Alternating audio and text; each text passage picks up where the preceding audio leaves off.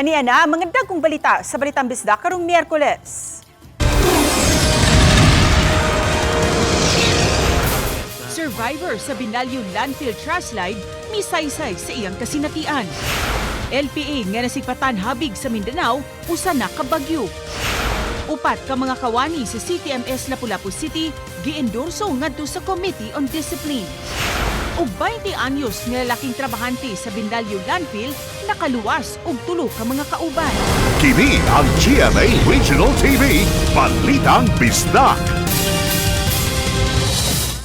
Maayong hapon, ako si Cecil Kibod Castro. Nanawagan ang grupong Movement for a Livable Cebu nga adunay angayang manubag sa nahitabong trash slide sa Binalyo Landfill. Ano ang report ni Femery Dumabo? Nanawagan karon ng Movement for a Livable Cebu sa kagamhanan nga angayang adunay manubag sa nahitabong trash slide sa Binalyo Landfill sa Cebu City. Awag nila ang usa ka transparent ug independent investigation aron mahatagan og hustisya ang mga naangol ug nakalas sa trash slide. Ang Movement for Livable Cebu, usa ka civil society organization nga gilangkuban sa sektor sa mga negosyante, pribadong sektor, mga environmentalist o guban pang sektor ang nibutyag nga angayang tutukan ang suliran sa paglabay sa basura aron kalikayan nga dili na mahitabo pag-usab ang Binalyo trash slide incident. Ang panawagan nato sa mga LGU ug sa judiciary system ug ipasunod gyud ang balaod nagi mapriso ani nagi responsible persons kay kanang kinabuhi nga nawala ana dili man na siya murag part sa basura unya ug natabo na sa ila posible matabo sa daghan pang laing tao in the future. Ang among gi-introduce sa public nga kita appeal ta sa problema, kita co-maker sa co-producer sa problema ug dili na to usbon atong pamaagi way matabo kay ang landfill imo nang butangan og bangag, butangan nimo og tarpaulin, ibutang nimo basura, tabunan og yuta, basura yuta hantud mapuno. Dili na siya pa og duhon. Pero ang katong nahitabo sa Binalyo didto noon ibutang sa ibabaw naa pa gyud tungod sa ilang MRF facility nagbitay ang basura. That is an accident in waiting.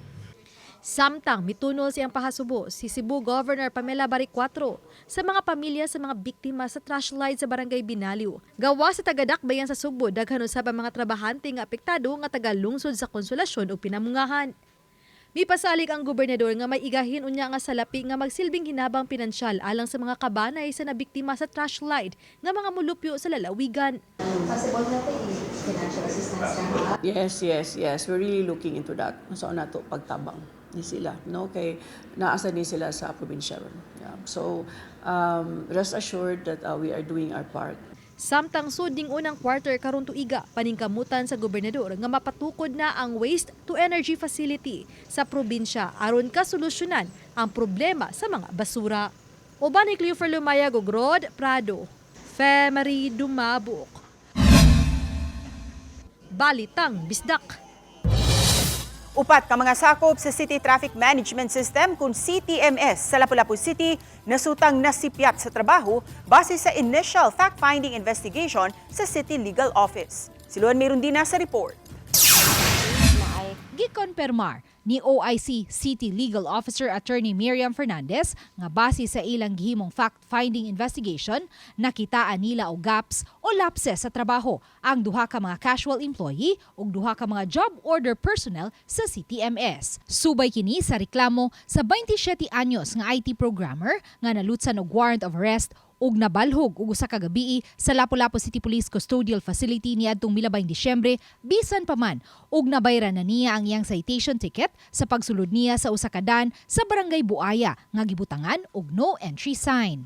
Ang findings ug recommendation sa City Legal Office giduso na ngadto sa Office of the Mayor ug sa Committee on Discipline.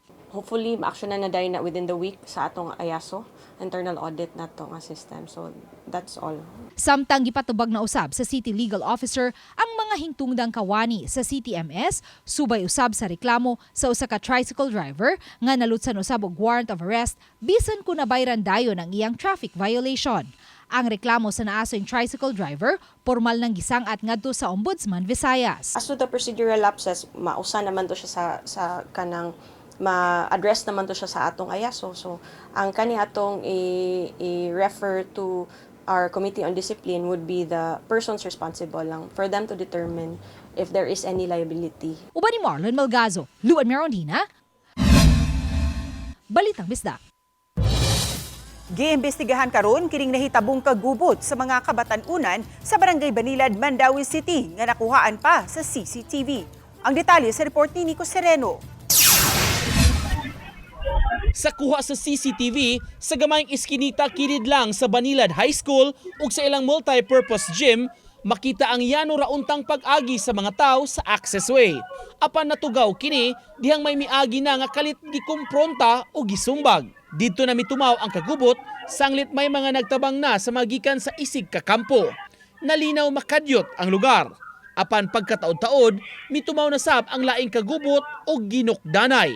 Dunay mga barangay personnel sa duol, nagpakisayod sa nahitabo ug misuway pagukod sa nalambigit. Apan mikaratil kinig dagan. Ang anong bag murag duha na murag nagkakuan da sa gawas. Ano murag o lamok-lamok ba sa CCTV niya nanagan wa na ko kakuan unsa.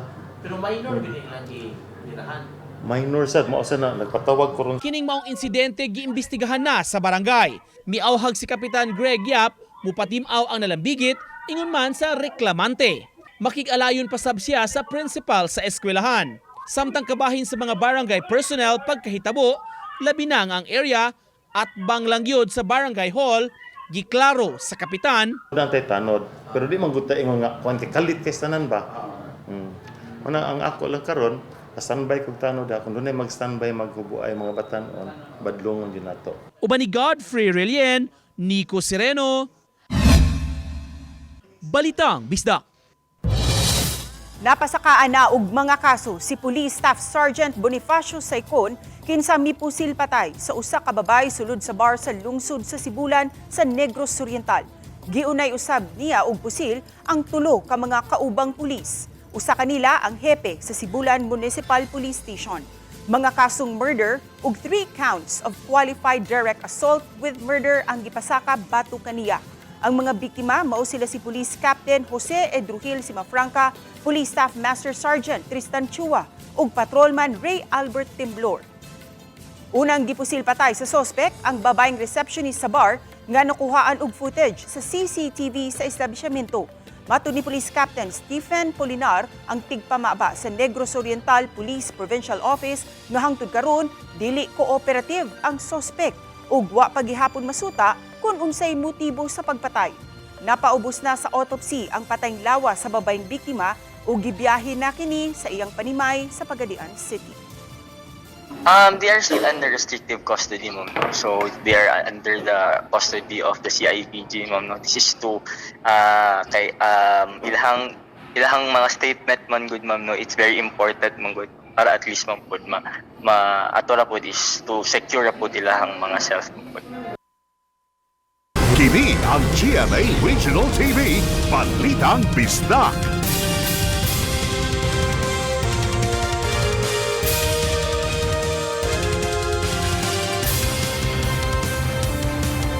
Kini ang GMA Regional TV, Balitang Bisdak. Second Life kini ang pulong nga migawa sa baba ni Fritz Valiente nga nakalingkawa sa tinong kamatayon sa Binalyo Trash Slide Tragedy. Apan hangtod karon gihamok siya sa kasika sa pagdahili sa basura ug sa tingog sa mga kauban nga nagpangayo og tabang. Sayranta ang iyang istorya sa report ni Alan Domingo. Naabdan ako si Fritz Valiente nga hinay nga naglakaw kauban ang iyang 3 anyos nga anak haduol sa Binaliw landfill di nahimutang usab ang ilang Pinoy-anan. Dunay bindahi ang bukton ug ang samad sa iyang abaga ug naghubag usab ang iyang tiil. Survivor dai siya sa Binaliw landfill tragedy ug bag-o lang siya nakagawa sa ospital human sa 4 ka adlaw nga iyang pagka-confine. Gisaysay ni Fritz ang iyang makamatay nga kasinatian human natabunan sa bukid sa basura ang istruktura nga iyang gitrabahoan dihin nagtrabaho siya sa billing office. Kalit nga milahunog og mikurog ang yuta og mipuli ang kangitngit dayon milanog ang singgit sa kasakit sa iyang mga kauban nga nadatugan na. Nanawag na ko nila nga tabang ko ani ko kanang luwas akong tiil, tabangi ko kay kanang akong tiil apiit. Naglisod si Fritz sa paggawas sanglit na piit man ang iyang tiil ug duna usay mga scaffoldings nga nakaigo kaniya. Imposible man ni Antong higayuna nga maluwas siya apan gipatigbabaw niya sa iyang kaugalingon nga mo-survive kay dili siya makadawat nga mamatay ilawom sa mga basura. Makaluwas ko kay lain kaysa nan og kanang di mo ko kakakuan gid nga lain na anig ari ka diri mamatay naghapa man ko. Naghapa ko niya. Kani diri mo na trap na ni siya diri napita ang makita na ko ang diri ra akong kamot ug pikas tiil. Ang iya makauban nagpingit sa kasakit human nadatugan sa mga putaw kinsa na ni kamot usab nga mabuhi ug nagpaabot nga maluwas. Human sa mukapin sa kauras naluwas si Fritz sa mga tao nga unang nakaresponde sa itabo. Niadtong Enero 2 lang nagsaulog sa iyang birthday si Fritz nga nakaingon siya nga last birthday na apan tungod sa iyang pag-ampo nga mahatagan og laing kahigayunan, nahatagan kini og katumanan. Sa gipagawas nga talaan sa Cebu City Disaster Risk Reduction and Management Council, alas 3:15 karong hapon, niabot na sa 19 ka kinabuhi ang nakalas, 18 ang naangol ug 17 usab ang missing. Samtang nagpadayon ang search and rescue operation sa mga nahabilin sa Ground Zero. Mga kapuso, kini mga debris o mga puthaw sa nahugno nga struktura sulod sa Binalyo landfill. Kung ato makita inaani kadagko ug inani ka baga ang mga puthaw gikan sa struktura nga nitabon usab sa mga trabahante busa maglisod ang mga rescuer sa pag ugkat niini. Samtang ato usab nga na abtan karon na mga heavy equipment gikan sa mga private entity nga motabang sa pag-clear sa area aron mapasayon ang pag-ugkat sa mga trabahante nga naa pa ilawom sa nahugno nga struktura human sa nahitabong trash line diri sa Binalyo. Kauban si Clover Lumayag, ako si Alan Domingo. Balitang Bisdak.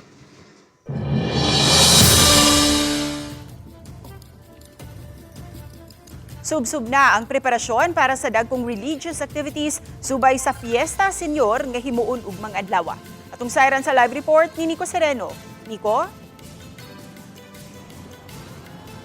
Yeses, daan ang gipahibaw sa simbahan ang kabag-uhan sa pipila ka mga religious activities sa Fiesta Senior karong tuiga, labi na gyud kining pagpahigayon ug mga adlaw Huwebes sa Penitential Walk with Mary ug sa traslasyon.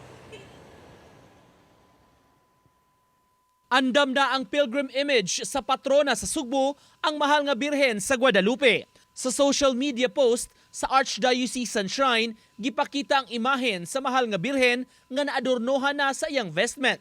Gikan sa Guadalupe Church, magsugod ang penitential walk alas 2:30 sa kadlawon paingon sa Fuente Osmeña. Didto na sa Fuente, alas 4 sa kadlawon ugma, formal nga magsugod ang naandang Walk with Mary o ang pagkuyog sa libuan ka mga deboto sa mahal nga Birhen paingon sa Basilica Minore del Santo Niño. Sa labing unang higayon, ipahigayon ang Walk with Mary sa adlang Huwebes sa dili pa ang kapiestahan. Sukwahi sa nangaging katuigan nga himuon sa adlaw Biyernes. Pag-abot na sa Basilica, himuon ang misa de traslasyon, agi og send-off sa mga imahen. Ning bispira sa traslasyon, subsub na ang pagpangandam sa Mandaue City.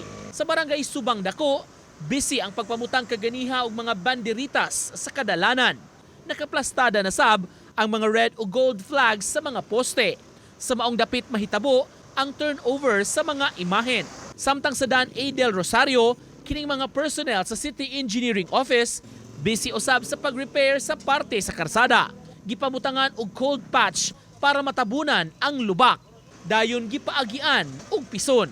Murang gi-repair sir para nindo tanaw ng agianan. Makita lang nato nga na bangag-bangag sir ba ato lang i-patching. Sa City Hall area nagpreparar na sab og mga tents nga pwestuhan sa mga responders ugma. Sa kinatibukan, moabot sa 1,600 ang mubantay sa Mandaue, lakip na mga uniformed personnel ug barangay ug school volunteers nga kadlawon pa lang ma-deploy na. 2 hours before deploy nami. Oh yes. Naka-deploy na tropa sa ilang respective post as early as 4 a.m.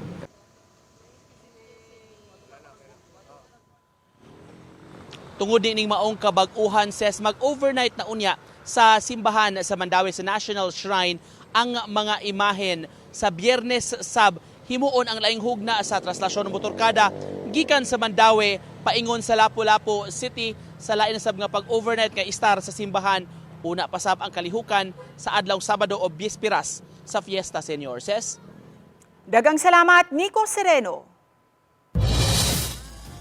Nasakmit ang nagkantidad ug kapin sa 225,000 pesos nga mga peke ug smuggled nga mga sigarilyo atol sa operasyon sa Police Regional Office Region 8 sa MacArthur, Leyte. Naila ang suspect nga si alias Sansan, 52 anyos, negosyante ug residente sa MacArthur, Leyte. Nakumpiskar gikan kaniya ang 159 ka mga rims, 24 packs, 7 loose sticks sa nakalain-laing brand sa sigarilyo. Kasamtangang anaa karon sa kustudiya sa kapulisan ang suspect ug mag-atubang kini og tukmang kaso.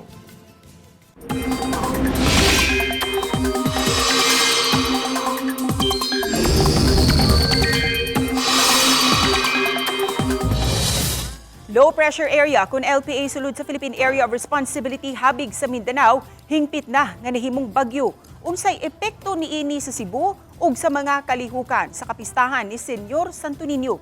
Ato kining sayran sa report ni Luan Merundina.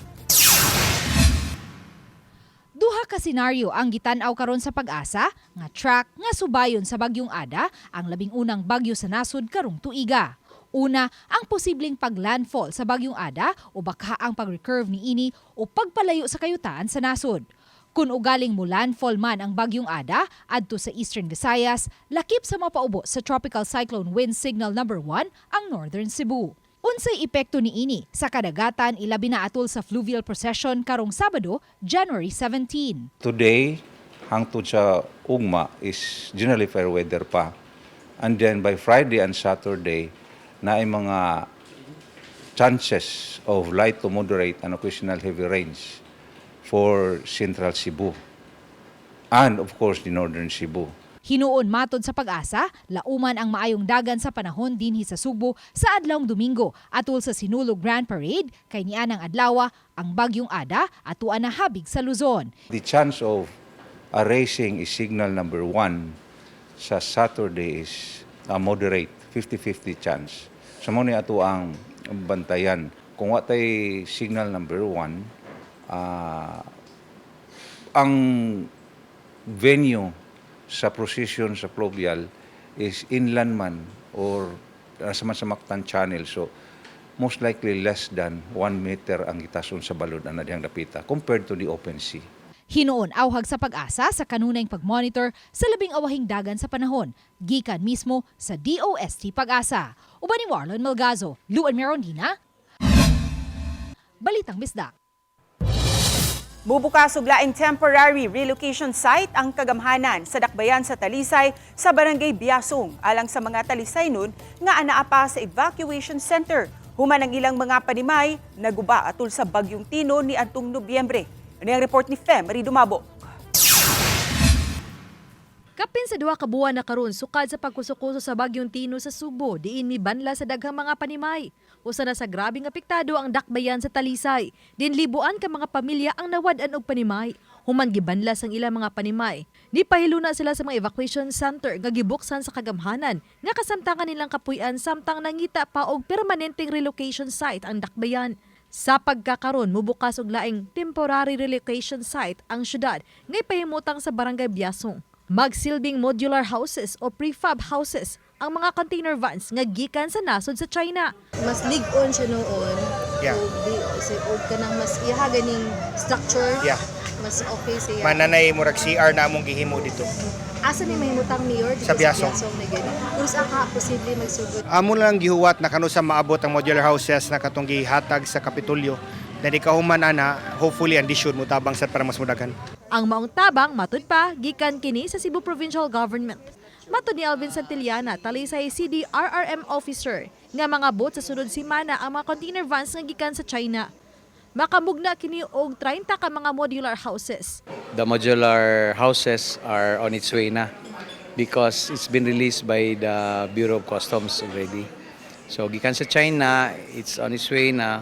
Lisod mo gud na siya tukuron ma'am no. I think that will take around 15 days to finish. No, for everything.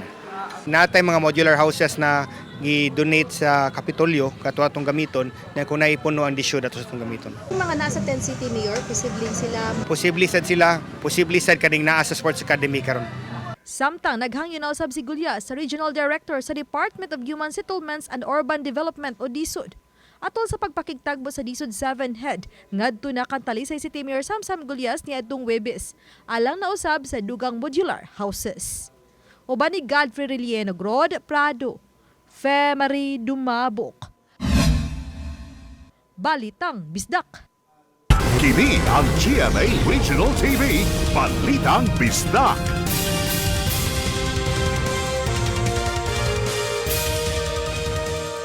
Kini ang GMA Regional TV, Balitang Bisdak. Naluwas sa usa ka 20 anyos nga spotter sa Binalyo Landfill ang tulo ka mga tawo nga nahugnuan sa ilang pasilidad human hitabo ang trash slide niadtong Enero 8. Samtang siya usab ang nakakuha og video sa aktwal nga pagdihili sa bukid sa basura. Atong ilailahon ang bayani sa Binalyo Landfill sa report ni Alan Domingo. Nakuhaan og video ang aktwal nga pagdahili sa bukid sa basura diin mabati ang tingog sa nagkuha nini ang kahadlok nga naghangos sa iyahang nasaksihan. Nataymingan sa 20 anyos nga si John Lloyd Ople ang pagdahili samtang nang monitor siya sa dapit isip kabahin siyang trabaho nga spotter sa pasilidad.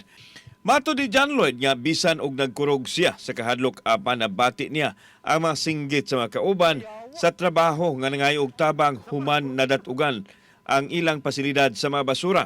Wa niya baliha kung unsa ang mahitabo kaniya ug nagdagan siya padung sa ubos ug naluya siya sa iyang nasaksihan nga halos dili na niya mahulagway ang kahimtang sa mga tao nga nadatugan sa mga debris. Kauban ni John Lloyd ang mahigala, gipaningkamutan niya maluwas ang mga kauban sa trabaho diin tulo ang iyahang napagawas.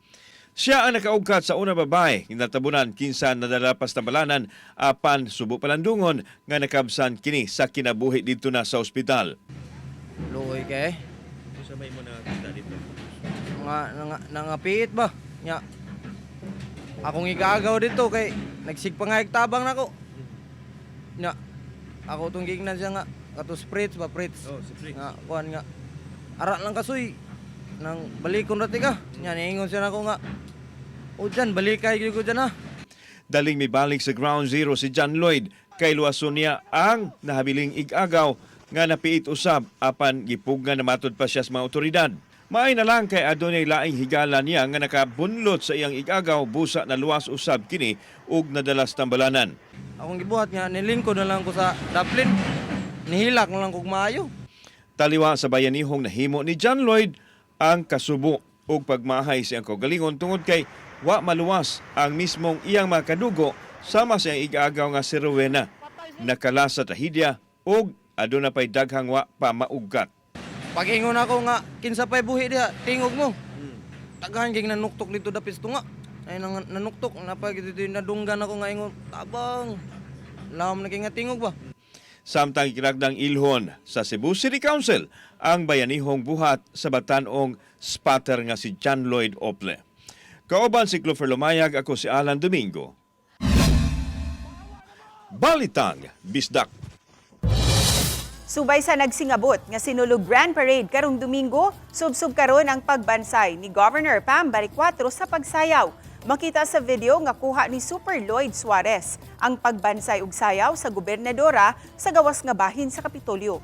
Usa ka prayer offering kang Senyor Santo Niño de Cebu ang pagsayaw sa gobernadora karong Domingo. Kauban ni Governor Baricuatro nga musayaw karong Domingo ang Danao City contingent.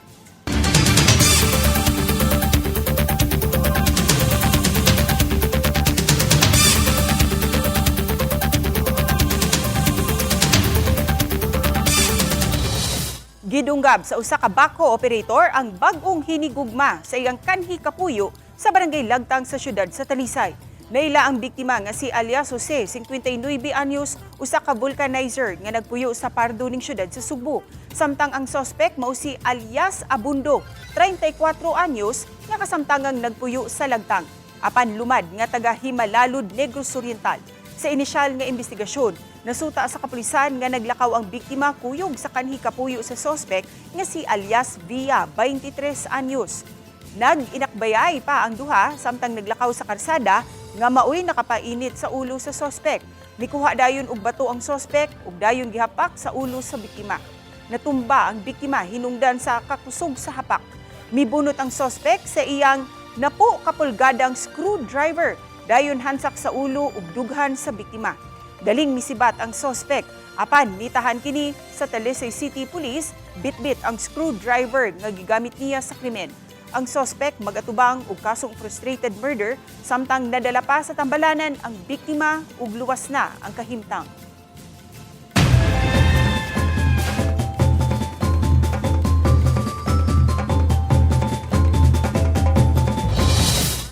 All set na ang pagpahigayon sa Sinulog 2026 karong Domingo. Matod ni Konsehal Dave Tumulak nga andam na ang pagpahigayon sa dakong kapistahan sa Sugbo sa January 18. Adunay gimuntar nga bleacher sa rota sa Grand Parade nga malingkuran sa 12,000 ka mga individual. Hugot ang monitoring sa kapulisan aron sa pagsiguro nga walay mo take advantage ni ini kay libre kini nga malingkuran sa publiko ilabi na sa mga maapil sa vulnerable sector sama sa mga tiguwang, bata ug mga mabdus. Giawhag usab ang mga establishmento sa parada nga ipagamit sa publiko bisan adunay gamay nga bayad para sa pag-maintain sa kalimpyo. Alang sa mga mabulag sa ilang mga kauban, pwede ra nga adto makisayod sa Cebu City Hall para sa lost and found. We need their support to attain our purpose, 100% success Sinulog 2026 and peaceful, orderly Sinulog.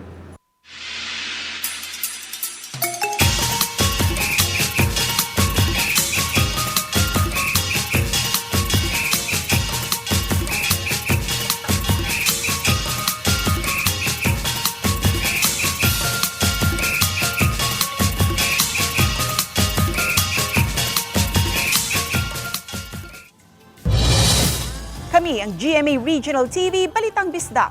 Kinatibukang pwersa alang sa mas dakong misyon ug mas halapad nga pag-alagad sa nasod. Mayong hapon mga kapuso.